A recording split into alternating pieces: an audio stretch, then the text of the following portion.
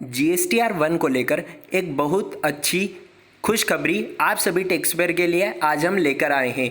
जी हाँ दोस्तों, एक बहुत बड़ी अपडेट निकल कर आई है जीएसटीआर 1 को लेकर। तो वह अपडेट क्या है, आइए जानते हैं। अगर आप पूरी जानकारी जानना चाहते हैं तो वीडियो में आखिरी तक हमारे साथ बने रहिएगा। दोस्तों, जीएसटीआर 1 में जब आप पहले डेबिट और क्रेडिट नोट की एंट्री करते थे तब आपको वहाँ पर ओरिजिनल इनवॉइस नंबर और ओरिजिनल इनवॉइस की डेट वहाँ पर डालनी होती थी कि किस इनवॉइस के रिगार्डिंग आपने उस डेबिट नोट या क्रेडिट नोट को इशू किया है। लेकिन अब आप जब जीएसटी पोर्टल पर आएंगे और यहाँ पर न्यूज़ एंड अपडेट में देखेंगे तो 17 सितंबर 2020 की एक आपको अपडेट यानी कि यहाँ पर नोटिफिकेशन दिख रही होगी जिसमें क्लियरली लिखा है the link of credit note and debit note from invoice. जी हाँ दोस्तों, आप इस पर जैसे ही क्लिक करेंगे यहाँ पर आपको पूरी अपडेट यहाँ पर दिख जाएगी। यह अपडेट क्या है, आइए जानते हैं। दोस्तों, जब आप पहले अपना जीएसटीआर 1 फाइल करते थे और उसमें टेबल नंबर 9B जो कि डेबिट और credit note registered tax payer के लिए थे, अगर आपने अपने प्रीवियस मंथ में किसी पार्टी के रिगार्डिंग आपने डेबिट नोट और क्रेडिट नोट अगर इशू किया हो था तो आप उसकी डेबिट और क्रेडिट नोट की जानकारी अपने जीएसटीआर 1 के टेबल 9B में डालते थे और वहां पर आपको यह भी डालना होता था कि यह डेबिट और क्रेडिट नोट आपने किस ओरिजिनल इनवॉइस के रिगार्डिंग इशू किया है। जी हाँ, लेकिन अब से आपको उसमें ओरिजिनल इनवॉइस नंबर और ओरिजिनल इनवॉइस डेट डालने की आवश्यकता नहीं है, उसे यहाँ पर गवर्नमेंट ने डीलिंक कर दिया है। जी हाँ दोस्तों, अब आपको अपने जीएसटीआर 1 में डेबिट क्रेडिट नोट डालते समय कोई भी ओरिजिनल डेट और ओरिजिनल इनवॉइस नंबर डालने की कोई आवश्यकता नहीं है। इसे हम एक एग्जाम्पल के तौर पे समझ सकते हैं, जैसे कि आपने किसी पार्टी का अगस्त महीने के 4 टैक्स इनवॉइस जनरेट किए थे और उसके रिगार्डिंग आपने एक क्रेडिट नोट इशू किया था, लेकिन आपको पहले उस क्रेडिट नोट को आपने किस टैक्स इनवॉइस के रिगार्डिंग इशू किया है वह जानकारी डालना होती थी। लेकिन अब आपको ऐसी कोई जानकारी डालने की आवश्यकता नहीं है, आपको सिंपली वहाँ पर उस क्रेडिट नोट की जानकारी दे देनी है। आइए हम इसे पोर्टल पर लॉगिन करके और क्लियर समझते हैं कि जीएसटीआर 1 में क्या ये जानकारी अपडेट हो गई है या अभी तक नहीं हुई है।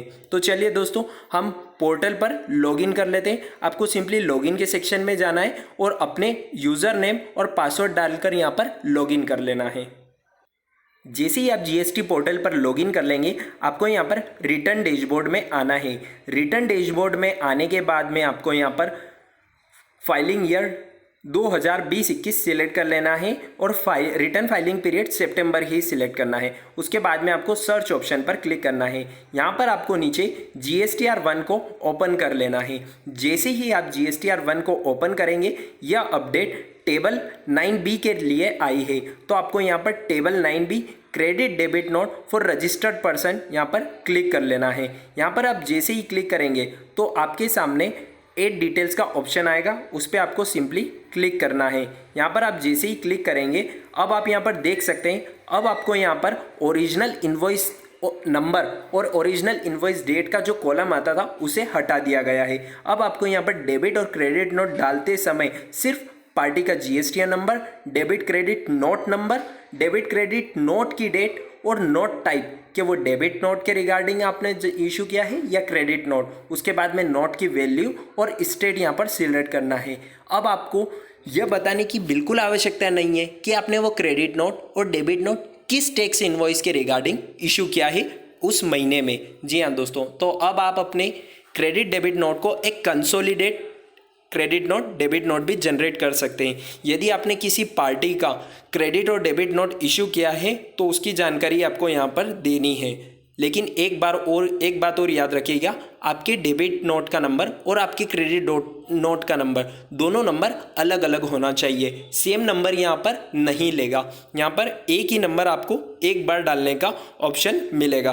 तो दोस्तों, यह टैक्स पेयर के लिए एक बहुत ही बड़ी अपडेट है जिसे गवर्नमेंट ने इशू किया है for the tax payer benefit. जी हाँ दोस्तों, टैक्स पेयर के बेनिफिट के लिए इसे डी लिंक कर दिया गया है। अब आप इसका फ़ायदा उठा सकते हैं और अपने जीएसटीआर 1 को फाइल कर सकते हैं। दोस्तों, आपको GSTR 9 भरने में अगर कोई भी दिक्कत आ रही है तो ऊपर आई बटन पर हमने GSTR 9 कैसे भरना है और अपने 17-18 की ITC को 2018-19 के GSTR 9 में कहाँ दिखाना है यह भी हमने बता रखा है। तो आप ऊपर आई बटन पर क्लिक करके उन वीडियोस को देखकर भी अपना GSTR 9 प्रिपेयर कर सकते हैं। अगर आपकी कोई भी क्वेरी हो तो हमें नीचे कमेंट सेक्शन बॉक्स में लिखकर ज़रूर बताइए, हम आने वाली वीडियो उनसे रिगार्डिंग बिल्कुल बनाएंगे।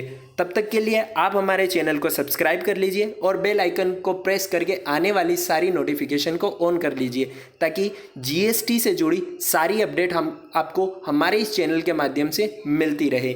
मिलते हैं नेक्स्ट वीडियो में, तब तक के लिए जय हिंद जय भारत।